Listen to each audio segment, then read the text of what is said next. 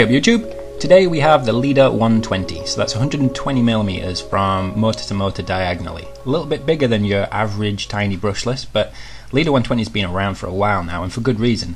It's often cheap at under 70 quid and very light for its size at only 68 grams without a lipo, while still having a solid 3mm thick base and arms. The carbon roll cage looks fairly dainty but feels nice and stiff due to the plastic cross bracing, and even that is still 2mm thick carbon sheet. The advantages of this over something like a King Kong 90 GT or even the Aurora 100 is the ability to fit longer props and the room to fit a premium CCD camera. You're not doing that in either of the other two models without serious mods. It comes with a 2S battery, which is a great match for these 1104 7500 kV motors, although I feel 800 mAh is much better suited than the 500 mAh provided. It will, however, happily run 3S lipos for a bit more speed and a lot more torque. I don't feel any disturbing heat in the motors doing this, and the 4-in-1 20A ESC should be more than enough too. This is the out-of-the-box performance with only a FlySky Micro RX fitted and the endpoints and flight mode set up. The stock cam and VTX is nothing to really get excited about, with just a 25mm option and a dipole, but more annoyingly it came really out of focus. Attempting to refocus this took some serious time, as the threads were thoroughly smothered in goop to prevent this. Carefully scraping away at this with a scalpel without damaging the plastic threads took some time, but eventually allowed the lens to turn. Even then I couldn't get it as sharp as other similar setups, and found moving about more accurate than staying put and trying to use a focus sheet stuck to the wall. Last on the specs list we have a tried and tested Omnibus F3 board with an integrated Betaflight OSD. It's the one with the USB port on the side rather than needing a USB adapter cable, so zero complaints there.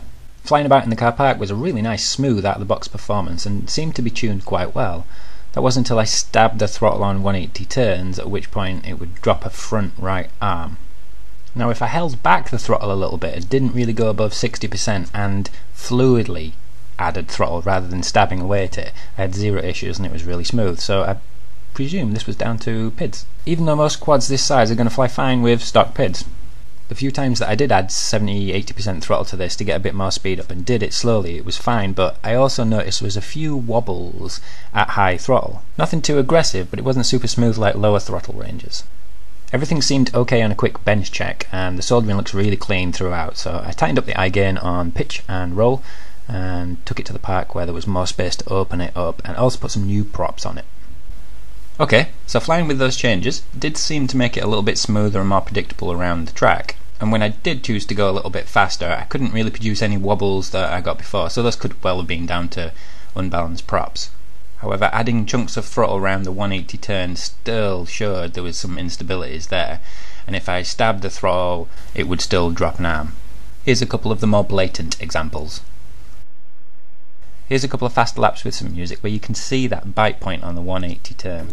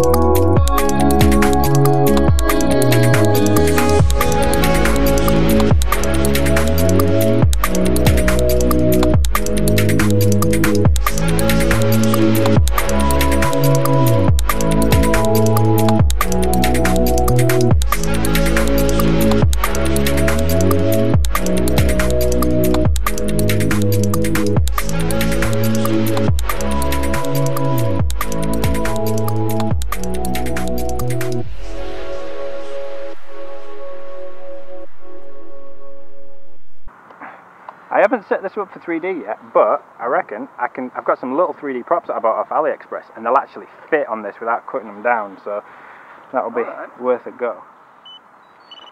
How come you have it on the switch and not on the stick?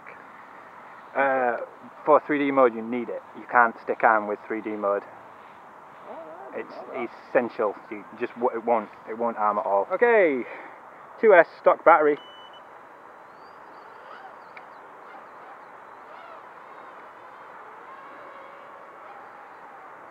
Whoa.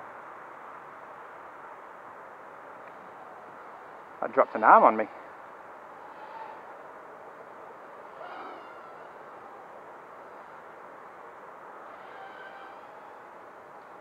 Okay. I'm putting that down because I've lost it. It's still doing the arm thing. Yeah, when I punched out it was dropping an arm, so the tune's not right. Yeah, I put Betaflight on it because the stock PIDs were all jittery. It was okay when I was flying, but as soon as I go past about 60%, damn, I was looking forward to ragging it. Now I think I was just before this tree. I'll probably put on my lizard PIDs and try that first, but it's a lot bigger, so I went quite low on them. And it's alright when you're racing, you don't need it super tight, but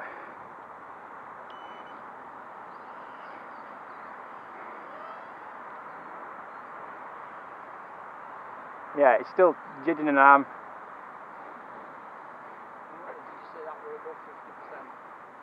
See, it's just leaning to the right.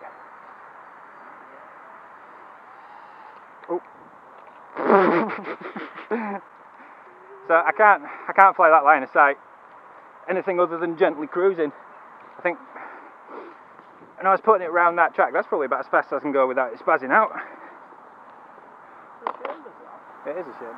So it's not a hardware issue. It's the software tuning. Pretty damn sure that's tuning.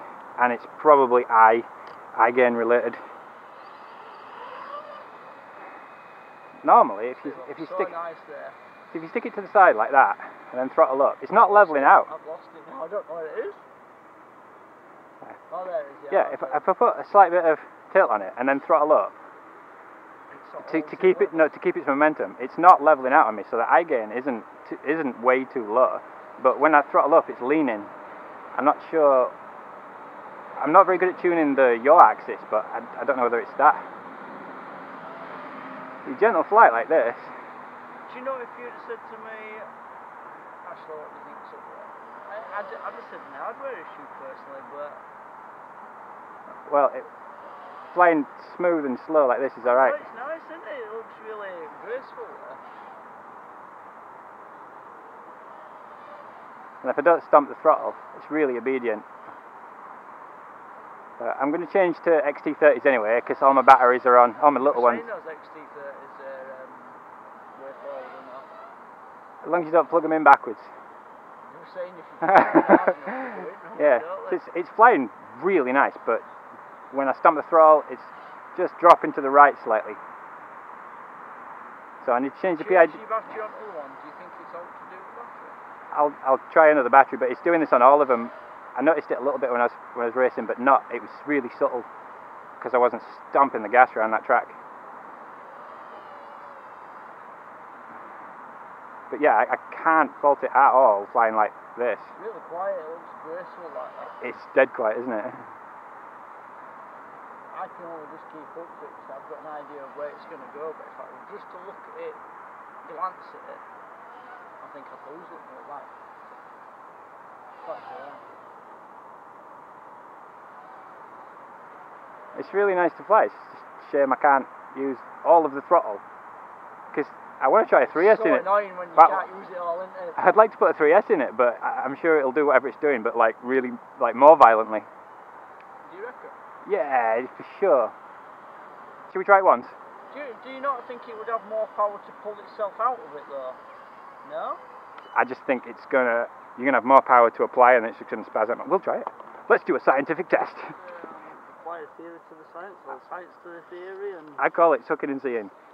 It's going to go a long ways, isn't it? So okay, this is a Woulda 850 mAh 2S battery in good condition with an XT30.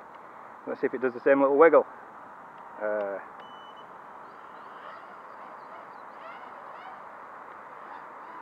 That's angle mode. Oh, way up. Oh, it is doing it. Not as much because it's a better battery, a bigger battery, but it is doing it.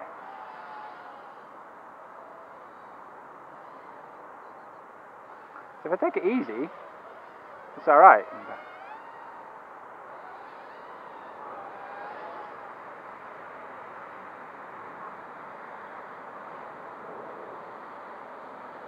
But if I punch it, it leans to the right. Not as bad, needs sorting. Flies beautiful otherwise. That's annoying. Okay, 3S quick test. Oh, go and get a brew. You were saying that it didn't do it as bad. Not with the best of battery. You're right. Your theory, having more current, is probably right there. What I should have done is flown it outside on its stock PIDs. It's just it was wobbling a bit. The motors were getting hot, so I thought I'd put on Beta Flight. Why not? It works on 99% of everything else. Yeah. Okay, with 3S battery. Let's see if Professor Ashley is correct in his his theory. Let's see.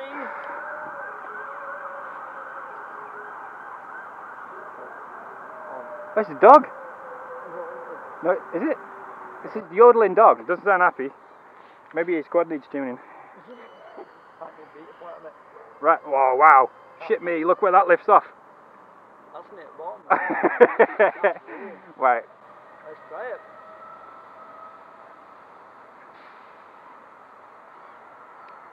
Jesus. It's like 10% throttle. Okay. We're in. Whoa! Flip of death. I believe that's normally related to digital idle being too low for the KV. I've got it up at 8.5 at the moment, and on other 7500 KV motors on 2S, like the Aurora 100, I've been totally fine. This is way beyond me, and I have no idea what you just said. Beta Flight digital idle with D-Shot ESCs. It's like the lowest point that it'll run at. If it's too low, when you stick down for flips and put back on, there's not enough power in the blades, or not enough speed in the blades, presumably. M-mode can't do its thing properly by keeping them right, I get what you're saying now. Well, not even M-mode, any mode, but... Now, what did confuse me a little bit is... It didn't...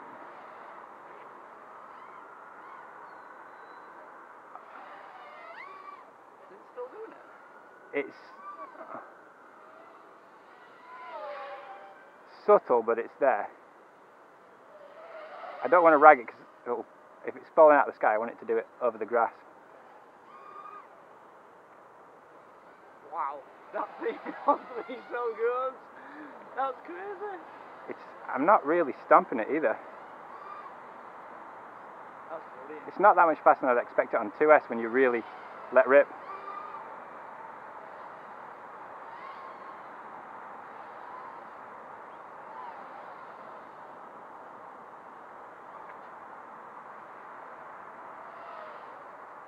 So, a little bit of work to do on this one before I can really rag it line of sight.